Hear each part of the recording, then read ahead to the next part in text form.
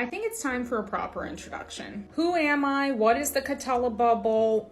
What is the purpose of my channels? And why does royal family drama matter? I'm a teacher by profession, but I also run the YouTube and TikTok channels Catella Bubble. For most of my career, I was a teacher abroad in China and in Thailand, and I completed all of my tertiary education in the United Kingdom. I did my undergrad at the University of St. Andrews in French and Latin, and at UCL Institute of Education for teaching English to speakers of other languages, or TESOL. So I'm obviously American, but I've kind of fashioned myself as a self-made third culture kid. My partner of nearly 7 years is also British, so UK politics and policy is near and dear to my heart. I have a vested interest in the United Kingdom not imploding in on itself. I've been a longtime lurker of the online political debate sort of space, leftist political content, you know what I'm talking about. So my inspirations were content creators like ContraPoints, Vosh, Philosophy Tube,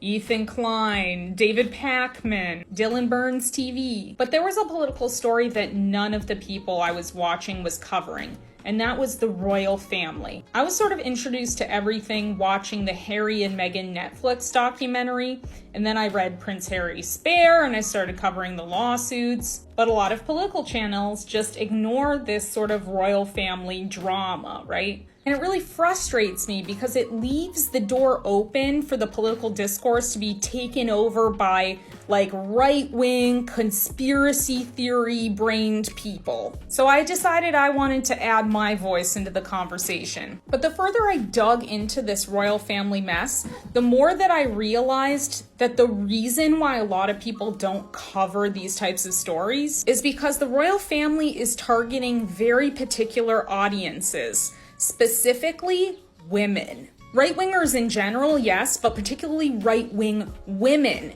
And the misogyny of our society means that we just dismiss things that are targeted as women as just gossip and drama and tabloids and blah, blah, blah. But it's not. This is royal family controlled PR propaganda from a part of the government. We've had so many video essayists and articles critiquing the alt-right pipeline on YouTube, for example, writing tons of pieces about how men are being radicalized online. But we don't think to talk about how women get radicalized. Stay tuned because I got a part 2 on why royal family drama matters.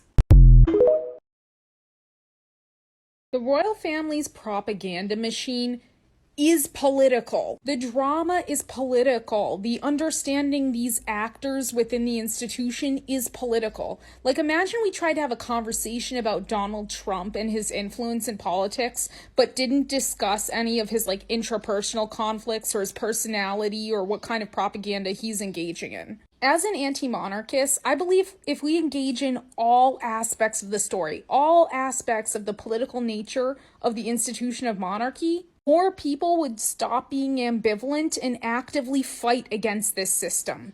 In the political game, we understand this all the time, right? We have allies that might come at an issue from different perspectives, but still end up on the same side. So we need to engage people in why the monarchy is bad from multiple perspectives. Yes, we need to talk about the costs to taxpayers. Yes, we need to talk about the theoretical undemocraticness of the institution. All of those things are important. But we should also be talking about how the monarchy is running a cult. We should be talking about how the institution has created a secret agreement in which minors, children, are performing on behalf of the institution. There are minors within the institution that have grown up within it that have basically been living the life of a family blogging channel. The way that staff are treated is in a very horrible way, obviously. The information control inside and outside of the institution. The fact that King Charles was abusive to both of his children. I want the online political discourse to start connecting all of these dots together, because if we don't, the royal family that is focusing on the female-coded aspects of the PR the most is going to swallow up that political space to the point where we can't get people out of it. Imagine the cult of Trump, but the cult of Trump is propping up a monarchy in a supposedly democratic nation into the 21st century. We have to start engaging with this drama and gossip on a bigger scale, an actual political scale. Because the more we talk about that, the more we're going to get people interested in actually following the logic as to why the monarchy should be abolished. Not just for our sake, but for theirs. So if you want to learn, keep watching.